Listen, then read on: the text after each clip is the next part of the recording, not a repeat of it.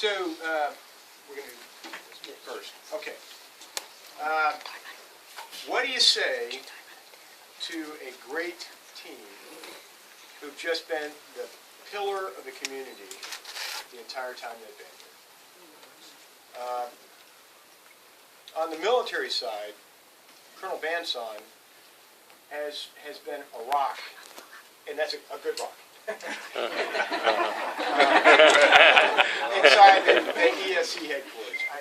He had the two toughest jobs you could ever throw at a lieutenant colonel.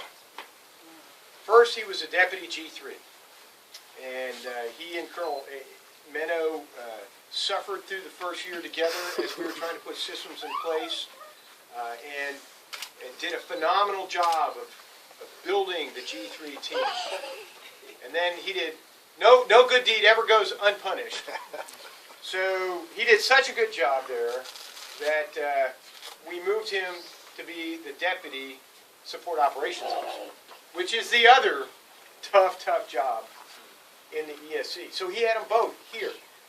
And he suffered through that next year, putting those same systems in place in the support operations section. And I got to tell you, it's been a tough 2 years. First off, like everybody else here, working with me for 2 years is tough. I admit that. But working in those two jobs where, immediately, and Colonel Menno suffered the same way, where we had to attack a large problem of making sure that the G3 was functional, published orders, and we got hammered with some really large exercises immediately upon all of our arrival.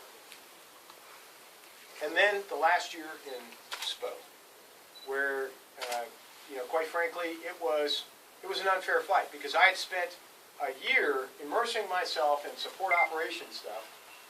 So I kind of knew what I was doing in that regard, and I put him in as the deputy SPO and said, okay, here are the 50 things I want you to tackle before next week.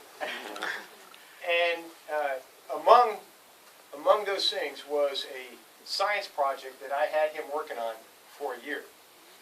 And this was so complex, I didn't realize how complex this science project was. And it's a classified thing, so I can't get into the specifics, but when I first gave it to him, I said, I want it in 2 weeks. And then it was, hey, can I have a month? I said, okay, you can have a month. And then every month I'd go back and he'd go, well, it's a little bit harder than you think. And each time we thought we had solved this wicked complex problem, Colonel Banson would uncover another area where we just hadn't thought about.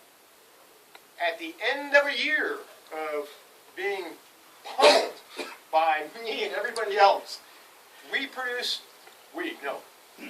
a document that is intellectually, we are about a year or two in front of the Army, where we have taken his document and we've given it to the commander of 20th Support Command, which is a very technical command in Aberdeen Proving Ground, 2-star command. We've given it to that commander, and they said, that's the answer. They weren't really helpful in developing the answer, but they acknowledged that that's the answer. Not only that, I gave what Roy produced to the 4-star commander of Army Materiel Command just 2 days ago, or yesterday, that's all a blur. But I gave him what Roy produced, and he's going to take that and set aside $12 million to fund our efforts here.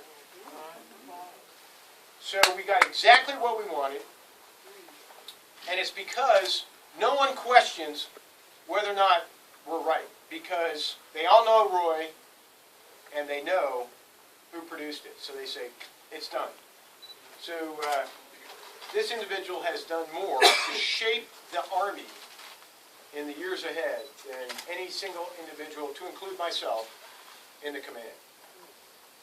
And no soldier is alone in this fight. Roy is blessed to have a beautiful wife and a beautiful family that supports him each and every day.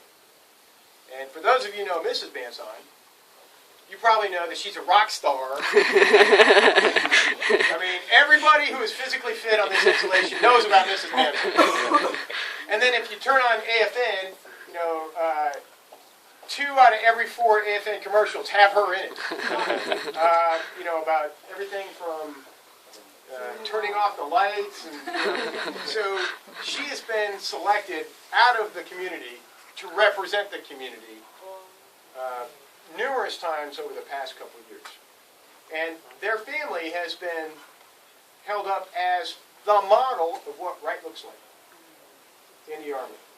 Because you have a hard-working, overly tasked soldier, supported by a loving and very understanding spouse, who, and I'm going to share some dirt on Roy here.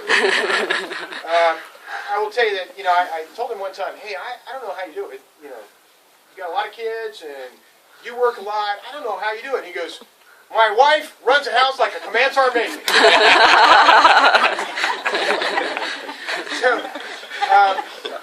So to both Lieutenant Colonel Banson and Command Sergeant Major Banson, I just want to say thank you for what you both have brought to the community. You guys are a special team.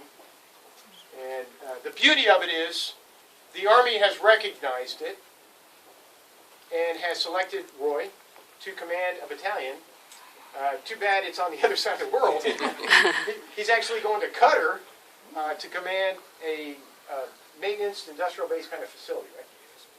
Yeah. Oh, AFSB. Yeah.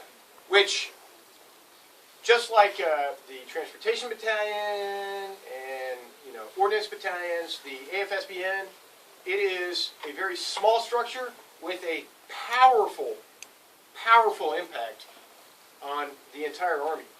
The reason we had watercraft, for example, at this recent CJLOTS exercise is a similar battalion who maintained the watercraft, issued the watercraft, and made sure that it all got over here. And Roy's going to be doing that very same thing over in the Middle East, which is, with all the stuff going on over there, you're going to be a busy man. Boy, you're going to have to be even more understanding. Okay, so with that, what I'd like to do is present you both with some awards, and we'll start with Mrs. Banson first. Attention to orders. 8th Army Helping Hand Award is presented to Mrs. Marlene